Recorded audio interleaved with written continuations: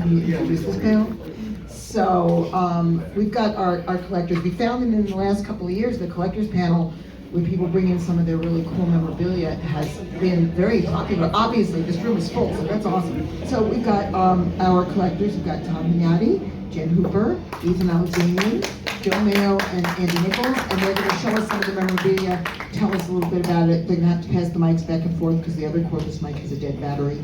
I just sent a message about getting that dealt with, but I don't know if that'll happen. So here we go. All right, we'll start it up. Hey everybody, welcome. Collectors. Aren't we all collectors here in some way or the other? Memorabilia, records. What do you got, Joe? Go ahead. I'm just taking on them and honoring you. Yeah, but where do you start, man? Go ahead. We'll kick it around. Well, I just picked. Oh, who's this? I just picked this up this weekend here. 1970. You know, self-explanatory, right? You know, the Hey Jude display. Wish it was a different picture. I get like that, you know. I'm like, oh, too bad it's the same album cover picture. But I like the words on the top. You know, that's what makes it something that I like to have. When I collect these days, I kind of like I'm going more for stuff that's displayed more than records. Really, I'm starting to get out of records a little bit because displayed stuff you can look at it all the time. You walk in your room, there it is. Records, I gotta pull it out, make an effort to play, do something with it. I still collect records, though. Who am I kidding? I can't stop. You know, I say I'm gonna stop, but then I don't. That's one item that I have. I only have two. So let me get the other one. And you hold that for me, Andy, will you? Now, this thing here, it's a little thing, but it's cool. I think KEW might have been, anybody know, a station in Los Angeles, maybe? It's a pennant. Beatles with it's got the stick that you can hold it on. That's cool. I'm guessing, you know, the fans were all there, hey Beatles, welcome Beatles, like that, you know? So that's what I'm gonna do when nobody's looking. I won't record myself, but I'll be in there going, yeah, Beatles, ooh, I'm a fan, yeah. I was at a local auction. I'm from the Baltimore area, and my parents were there. I had just graduated from college. I didn't have a full-time job yet, and I had saved up some money, and I had spent almost all of it. I had $225 left, and the lunchbox comes up. And I'll put the cleaning papers up here too if anybody wants to look at them later. So the bidding gets to $230, and I drop out, and I'm like trying really hard not to cry, and the hammer went down at $275, and I feel this tap on my shoulder, and I turn around, and there's my dad standing behind me. And he says, happy $50, go get your lunchbox. So I have my beautiful unused lunchbox, and I have the receipt for the lunchbox in here. So I'll keep everything out. If anybody wants to see it, you're more than welcome to come and take a look. But these are my two favorite pieces. Wow. So, yeah, it's pretty cool. That's what we got. And as a co-host of a Paul McCartney podcast, I've been collecting McCartney stuff for the last 4 or 5 years now, and the one thing that has really been piquing my interest is the 45 picture sleeves from around the world. And I brought 9 picture sleeves of Junior's Farm, since it'll be celebrating its 50th anniversary here in October. So I've got picture sleeves from France, Sweden, Denmark, Japan, all over Spain. And oddly enough, it's these other countries, European countries, that really took advantage of the picture sleeves. Where in the UK and the US, we didn't really get, even Canada really didn't get a lot of picture sleeves. So you have to, obviously get on the internet once again and just find the info and find out all the. There's a website out there that has the picture sleeves of McCartney, John, George, and Ringo for just the Apple years. And all of them, for the most part, are different. That's one of the crazy things about them, and one of the more collectible aspects of it. Some will feature the classic Junior's Farm promotional picture, but then others, like this one from South Africa, is just Paul and Linda. And that's a kind of almost a running theme too throughout the 70s.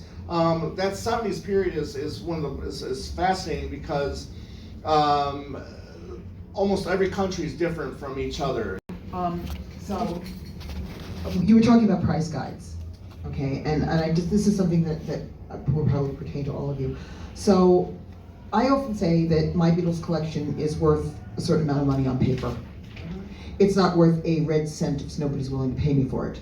You know, like on paper, my collection could put my kid through college. Not that I was going to do that, but the fact is that if nobody's willing to pay for it, it's not worth anything at all, right? And we used to have a lot more memorabilia vendors here at the fest for years. That were, you know, the internet obviously killed that, correct? But I just wondered if you have any comments about internet purchasing, about verification of authenticity, or anything like that, and also about the use of memorabilia price guides. Just wondered about that. Like, I think what Jen was saying, like that, it's a tool to look at that now and know if you're getting shaken down, I'm not paying for that. Or you go to a record store and somebody wants to upcharge you, you can go on Discogs and say, pal, no, I can buy it right now and get it in 2 days. So what do you want to do? So it's you know, we've done it. Tom, my co-host there from Two Legs, he's a frequent eBayer, and he likes bidding and gets probably a lot of your stuff from eBay, right? So 99% of it. right? It's a good tool to use that, to go by. I mean, it's, again, the collection is worth what you think it is. You know, and I think 90% of us or more are just going to collect it to hold on to it. We're not collecting it to sell it or flip it, which a lot of people do in collecting. They buy it, they buy two, which is really, really kind of shitty, if being very frank. They buy it, they flip it, and they just, you know, they bought two, and then, you know, they'll just try to make a profit, which is kind of crappy, honestly. Anybody else? Most of the stuff I buy is in person. I'm lucky because where I live in New York area, Long Island, you know, you can get stuff in stores. I like to see it, touch it, and everything. But I know not everybody's able to do that. And still, though, occasionally there's the odd item, like, you know, a Ringo Starr, Time Takes Time, Mobile, that I didn't know existed, but I got it online. But as far as certificates of authenticity, I don't really need that or bother with except for autographs, which, right? Yeah. And Marv knows about that. He's got tons of Beatles autographs, you know. And I haven't gone down that rabbit hole yet. And I just retired 2 years ago, and you know, I'm not rich, so you can't do that. As they said, you can't do that. Because there's also the thing where you see people like go on Antiques Roadshow with their Beatles stuff. Right. And some of it's definitely authentic, and we have people here at the fest who've been to Antiques Roadshow and had their stuff. If you know Leslie Healy, she's been wandering around the fest. She brought some of her own personal photos and other things to Antiques Roadshow. I saw her on an old, it's the one over there. It's the one over there. An old episode of Antiques Roadshow, and there was Leslie. So, but you know, people seem to think that all Beatles memorabilia is worth a lot of money. Like I have people, I'm sure you guys too. People, oh, I got this Beatles record at a garage sale, and it's probably worth a lot of money. It's a copy of Meet the Beatles with a gold record certificate seal on it. I'm like, yeah, no, there were about several million of those. Yeah, people think they see the word Beatles and they think dollar signs. Yeah. There was millions and millions of these things pressed. So you're going into grandma's attic and you find a dusty copy of the second album. It's not going to be worth anything. But you might find it on Field Butcher cover, and that's Maybe. Yeah. Okay. Liz. Okay, so I asked this question a year ago. It's a different crowd. At some point, you can put a value on it. So if I look at Ethan's vinyl collection. Just for clarification, that's my mom. So there is, when you have Discogs, right? I've talked to our insurance company because the house goes up in flames. There's value on that. He's got about 8 guitars. They are valuable. At some point, you do have to, if you were a serious collector, put a dollar value on it and insure it. And do any of you do that? Yes, you can. I have a rider on mine, and what I found with the insurance company is through Discogs, you can submit something, right? Yeah. They'll give you the highest immediate. You know, say God forbid something happens. Yeah. It will give you the average price for a title. You know, our collection might be worth $100,000, right? Yeah. But they're probably only going to give you half that. What they told me is they would give mid-range. Yeah. So. You know, so it's something. It is. But it's something, never and gonna something replace you're it, never God gonna forbid. replace. But still, the investment, right? I would rather see Ethan taking his money and investing it. I see it as an investment. Oh, I don't see it as collecting. so eventually having him take it and turn it and flip it into something? Maybe in his retirement, he might need it, who knows? Thank I you, don't- Mom. Somehow I don't think he's gonna stop Some, collecting. some things that will go up in value, absolutely. Some of the vinyl, I mean, especially right now. I mean, vinyl is hot right now. I mean, it's a wheel and it's a cycle. I mean, 10 years from now, vinyl the CDs might be the next big thing. Then 10 years from now, but then 30 years, vinyl might come back. You know. I brought a couple of things here. I collect everything, Beatles, but this is mostly solo stuff. This is from the new Mind Games Cube that came out. That's awesome. That I got. Right, John? Which is why I sold mine. We'll get to that. We'll get to that. For a long time, I really couldn't afford these lavish things, and I'm like, I kind of now in my life, I'm like, YOLO. You know, Just buy the ticket. just buy the tickets, as two people say, commonly a lot. So I got this. Am I gonna look at it all the time? No, but we're collectors. You know, we have our, like Jen's, her lunchbox. Yeah. She loves it. It's a great story. I love it. Yeah. Yeah, it's pretty awesome. It's gorgeous. And the story associated with it, I think, is even better. Yeah. Because your dad got it for you. That's why I brought it. Yeah. So things like this. Am I ever going to take a white flag out and wave it? No. I surrender to peace? No. But it's part of the collection, and we like what we like, right? I bought this while I was here in Chicago. I didn't even buy it at the fest. This is a bootleg copy of Wildlife. I've never seen this in my life. I was with Ken Womack and some friends and Kit at Blue Village Vinyl, and I saw this. I'm like, never seen this in my life. I'm gonna get it. I mean, I've never seen it. So things like that. This is a book I got earlier this year. This is a book by a Japanese author called Nobu Nakai, and he just wrote it on tug of war, on all the different discographies worldwide of tug of war. You got it? This is the kind of finer kind of collecting points, rabbit hole stuff that I enjoy. Things like that. So this is just kind of I think it's so cool that the memorabilia, the talcum powder, lunchboxes, everybody has their corner of what they really enjoy collecting. And it gives you joy, and keep doing it, And you mentioned about like the value, what's it worth? For me, these two things are as close to mint as I'm gonna get, Yeah. and this is where the value is. I find roached out blue lunchboxes Oh, yeah. online for $200-300 all the Exactly. time. Yeah. So my $275, $225, thanks to Dad, investment, last year, somebody offered me $1,100 for it. Yeah. And, and I'm getting messages, I'll give you $1,500, I'll give you $1,750, and I won't sell it because of the sentimental value. Of course. But they do keep going up, and it makes my really horrible deal with Jeff for the tennis shoes look a little better, because now they're worth quite a bit more, and the box is, pretty clean, and the shoes are pretty clean, so I tend not to collect the stuff that's not in really good shape. Right.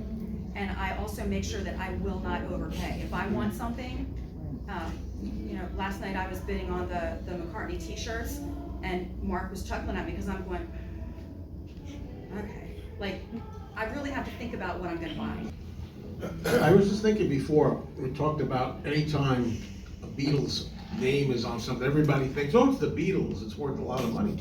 I was thinking of a story at my favorite record store. I was hanging out there, and a woman comes in, and she's got a record with her, a few records. One of them is the Beatles' second album, very common, So sometimes the store owner looking through records will say, well, what's the story with these? Like, he wants to know, did somebody pass away? Did somebody leave you these? How did you come by these? So the guy says, what's the story? And she very confidently says, take a look in that box. You'll see what the story is. So he looks in there, it's the Beatles' second album. This is not, whatever he was going to give her, I don't know, $20 or $15. Not even. Not even. Five. It was in the greatest shape, but it was something. And she goes, "Let me tell you something." She nods to her husband, I guess, and goes, "Like I told you, that thing is going for $17,000." What? That's what she said. And he's a nice guy. He didn't want to Some lunatic on eBay is trying to sell it. right? That she probably saw that. Nobody's buying And it. it's not you Right. look at what the bought for price is. Yeah. How much are they getting for it? So anyway, he just said, after a while of her insisting, he just said, no Beatles album is worth that much unless it's signed. That's what he said. Well, huffed out of the store. I hope you found some Funny something to story. buy it, you know? You know, crates and, you know, suitcases or whatever, but, and, you know, does anybody in the audience have any of those, the crates and the Great suitcases? suitcase cube. How many cube people here? How many people got the cube? 1, Right. 2, 3. No. No.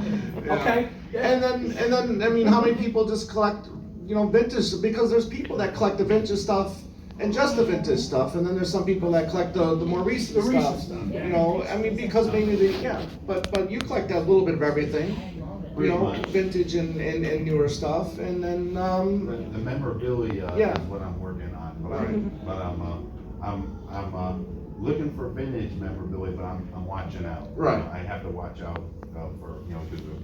Okay, oh, yeah, of course. Get something that looks authentic and vintage, and then someone tells me, oh, it's a fake. Right. I'm gonna be like, oh. Right. Jen, are you exclusively memorabilia? Do you dabble into vinyl at all, or a little bit of I everything? have vinyl, I have autographs. Oh, you have I autographs. have butcher covers, I have like, I don't need to have the pristine copies of everything, as long as I have a decent copy, I'm happy. Yeah. This is where my heart is, I love this stuff more. But yeah, I do, I have a little bit of everything. Yeah. And Ethan, as a younger collector yourself, you're basically looking for a lot of the original stuff. Yeah, I do dabble with some of the new stuff if it catches my interest, but for the most part I'm after, you know, well, for records, original pressings of things, original imports, like you are with your singles. Yeah, it was good. Are you finding that, I mean, I back in the day, before, when all 4 Beatles was still around, okay, I would find stuff at yard sales all the time. I mean, I got a Flip Your Wig game for $25, you know. I got the little novelizations of Help in a Hard Day's Night in utterly pristine condition, like they've never been opened, for $10 a piece. That doesn't happen anymore, obviously. Even, and you know, I have some stuff in my collection that I did not pay a lot of money for. Like you say, it's your passion, it's your joy. It's not about how much you paid for it, how much it's worth, really, if it's something that you really love. That's the key. I mean, if you know. it means a lot to you, then that's really all that matters. Exactly, and like I had these, if you've ever seen them, they were 4 drawings, pastel drawings by an artist named Volpe of the Beatles. And I had those when I was a kid because my mother had them, she bought them at Woolworths and they were new and in the package. And of course, I told my parents they're valuable, we should frame them. And they were like, they're just stupid pictures of the Beatles, we're not framing them. So of course they got ruined.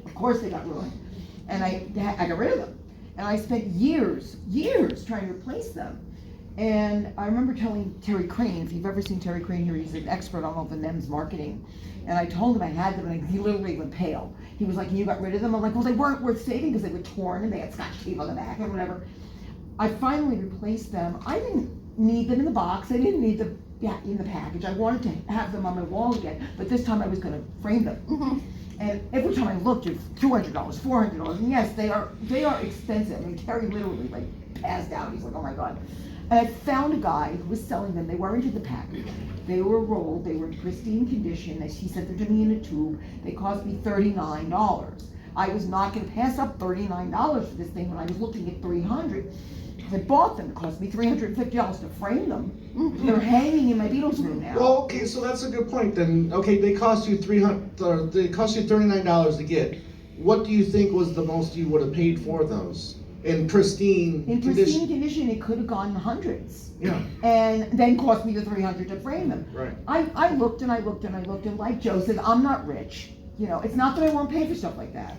Because I really wanted to replace it. This was a decades long fight to find these things. And it was just, I went on eBay one day for, you should pardon me, shits and giggles, and I found it. You know, and that was like, it was almost like it was meant to be, it dropped in my lap. And I didn't care that I paid $350 to frame them. I have a Beatles room in my apartment. My guest room is a Beatles room, and they're hanging in frames in my Beatles room. But that meant something to me. It was not just recovering childhood, it was recovering something that meant something to me that I really wanted to own again. But ultimately you're doing this because you're a fan of the Beatles, a fan of the music. And within that context, there's so many quotes from people like Paul and others talking about how when they were young, They knew what it was like not to have any money. They wanted to give their fans good value for things they were putting out.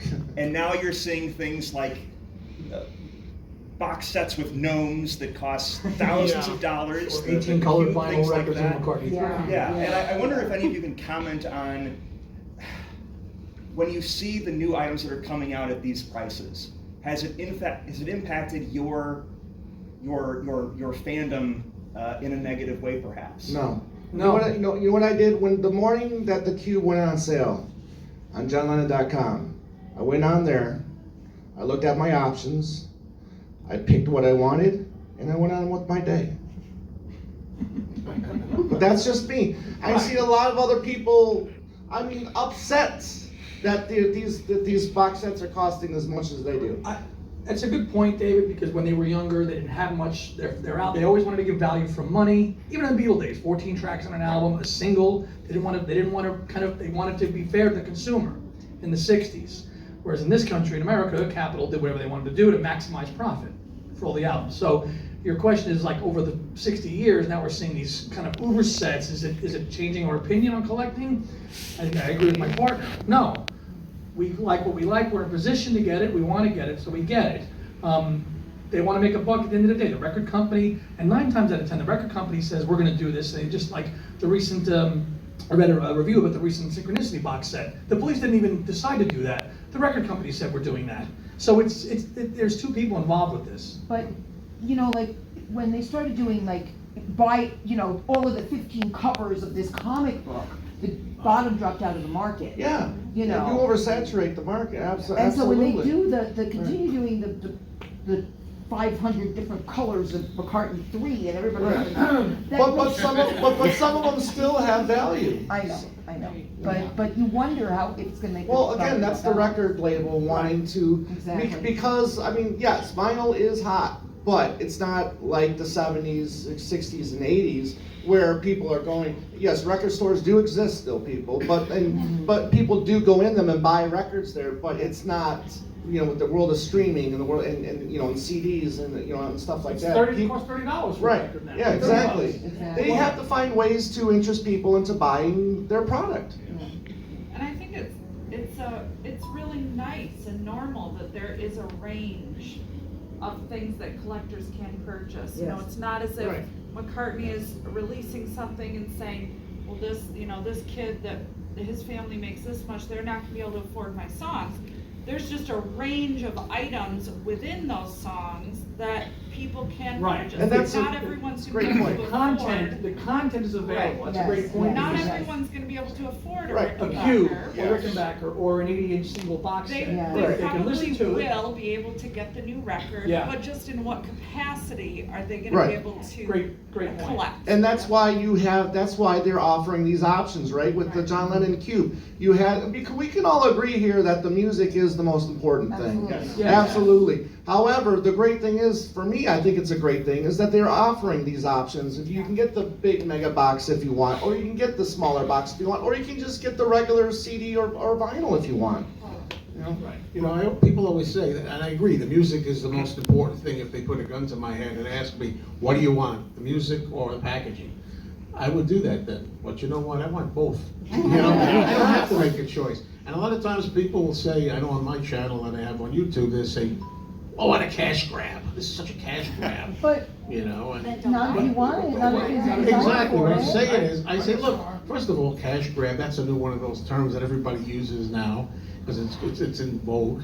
And the thing is, if you want to look at it as a cash grab, nobody's grabbing your cash, nobody's taking it Right. from you. Nobody's forcing you to buy it. They tantalize you a little Making it bit by having so it, but, you, Yeah. nobody else. Yeah. and I guess this might be maybe a good time to talk about the John Lennon Mind Games Cube that I'm going to confess to. Because, I love collecting all that stuff. I pass up some stuff. I don't buy every little thing, as they say.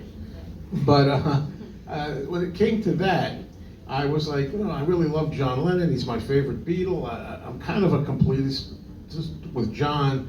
Mind Games is maybe my 4th favorite album, not in my top, but still, it doesn't matter. I wanted it. And I'm thinking, the price, you make the choice, was kind of hefty. I mean, it's the heftiest one I've seen, and maybe that's the champ so far.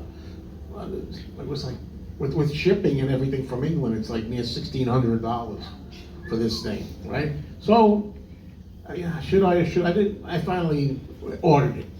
And then I saw some people had gotten it early and they were opening it. And I'm saying, look, no offense, a flag, a piece of white cloth, What it sounds like you're doing, you're waving the white flag. And I'm like, I had already had, I should say, in fairness, a 6 CD set that the London Estate sometimes sends me things. Because I have the channel. So they sent me a free 6 CD set, but I just wanted to have, the cube was cool. The Yoko's Danger Box, they call it, where it's like clear plastic. It's made after her art piece, where it has a cool covering of plastic. So, but I saw everybody opening it up, and I'm like, there's not that much, to me, there wasn't that much worth in there for that kind of money, I mean, maybe 500, 600, even that's a lot of money. But, so I said, I'm gonna cancel it. But I had checked the box, they reminded me, that says you can't cancel this. All sales final. And I'm like, well, I'm just gonna enjoy. I'm gonna make myself enjoy it. But so I showed it on my channel. I made a video opening it up. People like to see it. And then I had a guy who frequents my record store say, look, I'll buy that off you if you want it. I said, really? He says, yeah, I'd like to get it. So I got some money back. I didn't make a profit on it. I don't, like we were saying before, I'm not one of these guys. I don't flip things. I don't buy to flip. I hate that. But I still ate some money because I didn't charge him shipping from England, and so at least I didn't lose the whole $1,600. Just 1,400. But I got back. I lost 200. To be honest. And okay. Sure. I was just gonna piggyback off of Joe. It's no pun intended, it is a fine line with collecting. Unlike Tom, I went on that John Lennon site, boy, I must have sat on there 20 minutes. Do I buy the big cube or don't? And it's a sentimental, I've told a few, sentimental album for me. I was a young kid. I remember where I bought that album on cassette in the early 80s, a Chicago store called Venture, for those of you who remember. I spent about $6 on it, and I'm like, wow, I finally have, not counting a hits collection, it was the first album. Sentimental value, I'm like, but like Joe said, do I spend $1,500 or whatever on a nice piece of art and whatever that I will probably open once or twice? I did buy the All Things Must Pass crate. I had a nice coupon for it.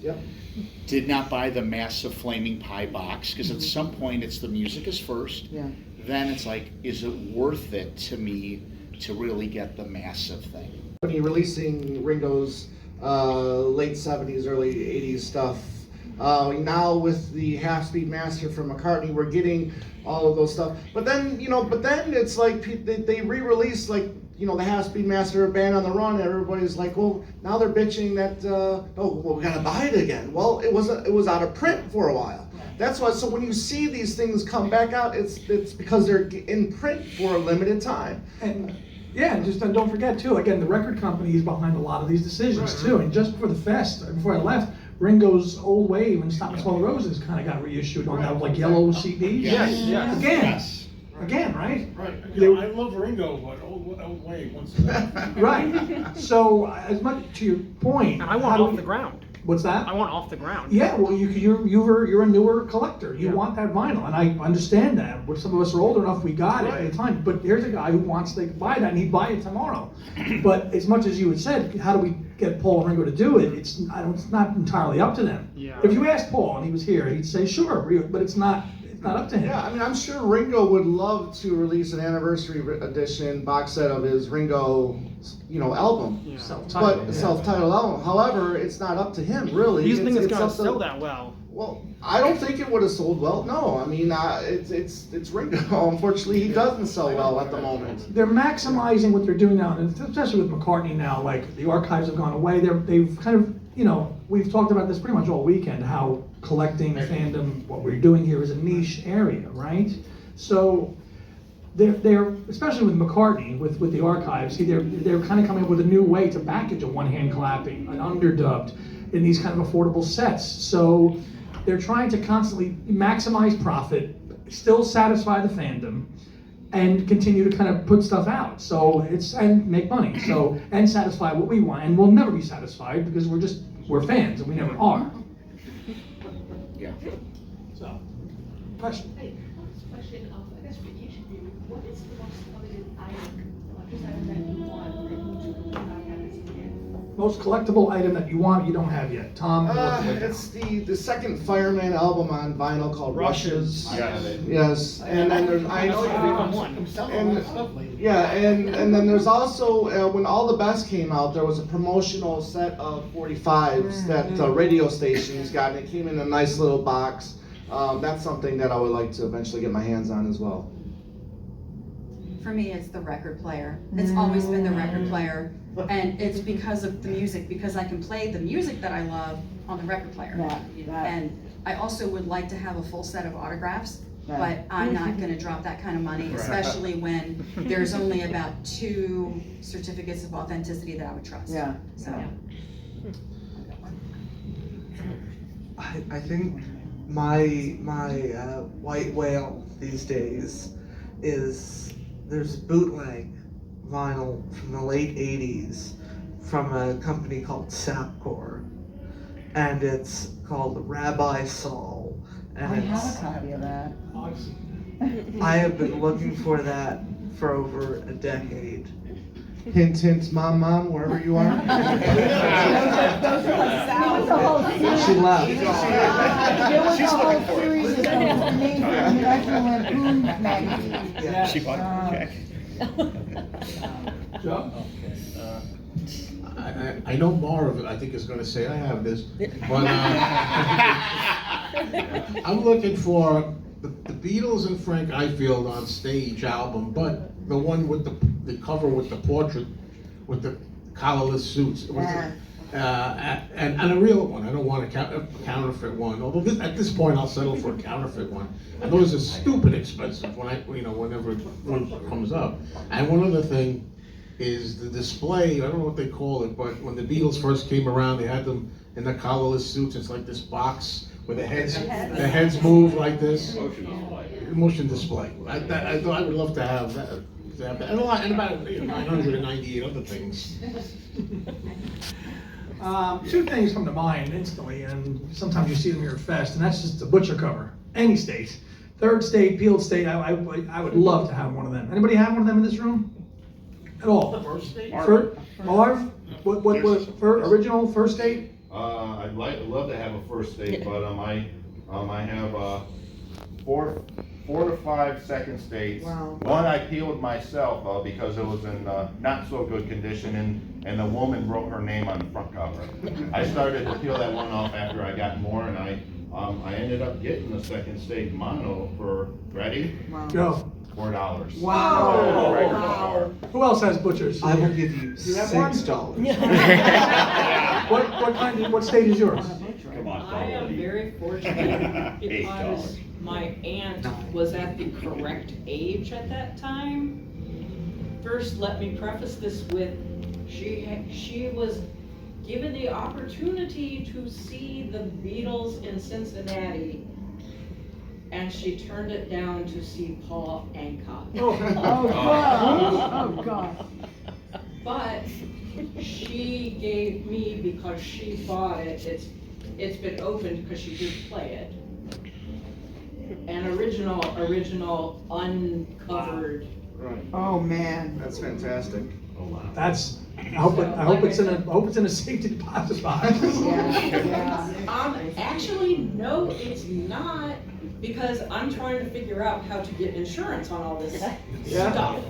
Who else had one in the room? Anybody else with their hand up? Butcher? Jeremy, you don't have one? No. You have one? Yeah, I got one. Lonnie, what do you got? I bought a pill about 20 years ago, and I got it for a couple $100. Here at the Fest? No, it was on eBay. Oh. I'm really happy with it. It's been really interesting, coming to these fests and hearing people talk about the famous butcher cover and how it's gradually gone up, in cost through the decades. I remember hearing some people saying, "Oh, they can get it for like under $100 back in the '80s."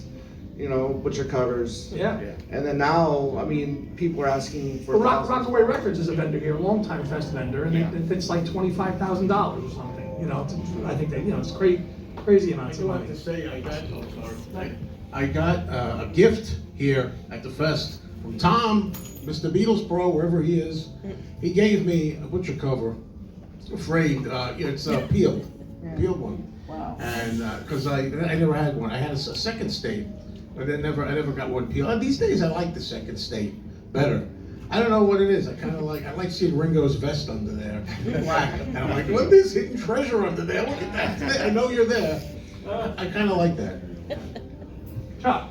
Yeah, speaking of the butcher cover, I remember many years ago I went to Alan Livingston's home to interview him, and at the end of the interview, he said, "Hey Chuck, you know, I got in my closet a box of about 10 sealed stereo butchers. How much are those worth?" And I was like, I'm not going to say, "Oh, they're worth like $20 or something." And I said, "They're just worth a lot of money. I didn't collect that type of thing." And a few years later, after he died, you know, his son walked into the fest. You remember Yes, that yes. with all the Yep. cases of, he had the monos, the stereos, and I was like, wow, you know, yeah. Like Raiders of the Lost Ark. Yeah, yeah. Open up the tube, and there it is. Why'd it have to be butchers? Oh, man, snakes. Barb. Big thank you to Chuck for making me raise my hand again. I wanted to, because I'm obsessed with the stereo and mono thing. But on my Butcher albums, I have 4 or 5 mono copies, including the peeled one and the one I got for $4, and I have two stereo second states. One of them's in shrink. Awesome. I got for a nice price on Discogs. Yeah. 7 years ago, I think. Long It's, time I ago. mean, you get lucky sometimes. You get lucky, and you get a great deal like that. God bless. One other thing I've been wanting for, Susan might remember this, Joe, because you guys are close in age. Do you remember in '74, they were like the Capitol Records did this 10-year anniversary campaign? Yes. 64 to 74, the styrofoam head Yes, thing. yes. I've been wanting one of those forever. Good luck. I know. Money. Joe's got one. I'm sure you guys do. But I just thought it was so cool, the 10-year and thing, because they were showing you the Beatles at that time, Yeah. right? Wings, John, and they were celebrating 10 years on Capitol Records, and I thought that whole promotional thing was so cool. That's kind of been one of my bucket list things. I've been looking for one of I've them. seen them around Yeah, but a like, lot, but I've seen Have them. you? Well, we used to see them a lot. well, Keep going on eBay and look at, Yeah. because one day you'll find something. I don't do the $39. bidding though, because as he'll tell you, I'll smash the phone if I lose the Yeah, but bid. then you can't buy it now. It's reasonable. That's what I did. with That's the tickets thing, I that's wanted. what he gets frustrated about when it comes to the bidding, it's just like you'll be in the lead, right? You'll have the big cost, somebody will get in with 2 seconds left and then just But outbid if you. you think to buy it now, It's it's happened to me 5 reasonable, times. buy it now. To buy it now. That's He- what I did for those pictures that I You wanted. did. He got me one time. He's like, "Oh, here," and one time he's like, "Okay, Andy, are you in the lead? Are you in the lead?" I said, "Yeah, I'm in the lead." Somebody came in the last minute and got it. I said, "Nope, never doing this again. Done." But you think, sometimes buy it now is reasonable. And then- If it's reasonable. Yes, Well, to buy that's it the now thing, is if you know it's reasonable. reasonable. Yeah. We have about 5-ish minutes left Yes. for the next panel, which is If I need a big box set, I don't consider myself any more a fan than you yourself. Maybe let's say you just get the streaming option. I'm Which not is gonna what I consider think he myself did. more of a fan than you. Seriously. Yes. And plus, if I'm downsizing, then I guess I just don't get a couch. You know. Oh, but You get a futon. It's not trying to one-up yourself as a fan. It's Yes. ridiculous. I mean, I can't, it's the same thing, like if you don't get the VIP package for every Paul McCartney concert, you're not a real fan. Correct. Well, guess what? I've never done it. I'm doing it for the first time when I Yeah. go to You England. go, girl. Yes. Well, the Yeah. funny part was even over the messages, I could picture Al's face probably getting red even as he's telling me the story. Well, yes. But Jen, Ethan, any closing remarks? I just think what's really cool is that we all like different stuff. I mean, Yeah. I'll yell. Look at all of us sitting here with all these different things. We're not competing against each other. Yeah. We're happy when somebody gets something. And the best part is when you get to know other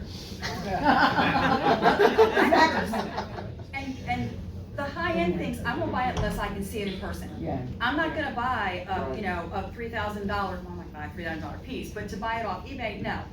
So you make friends with other collectors and you network, and that's how you get stuff. And I think because we're all happy for somebody when they get something they've always wanted. Like, I'll call a couple people and say, "Hey, I'm bidding on this on eBay, back off." And they're like, "Okay, it's yours, not a problem, I got you, don't worry." And that's what this is all about. It's not a competition. It's like, it's a really cool club to be in. Maybe a small comment. And she's You're right, not gonna- because she has told me, don't you bid on this. Don't bid on this, I She's want done that. it to me. Yeah. So she's telling the truth. I think it's all about bringing joy to yourself. Yes. And if it brings Yes. you joy and it makes you happy and you have the ability to do it, why the heck not? You know, I just don't, And everybody, all fans have different collections. exactly. You know, I don't think anybody has everything. Some people are close, like Jeff, what's his name? Jeff Ogburger. Yeah, yeah. And I was like drooling in there when I looked at that stuff. But maybe he could even use something here or there that somebody else has. Yeah. So Oh, he nobody has the does. exact collection. Ethan? I just wanted to say, because I didn't mention it before, and you were talking about how your dad helped you out with your thing. I just wanted to thank my mom for helping me with this. Thank you, Liz. The media panel is the next thing. Yeah, media panel, Andy and 2:30. Kevin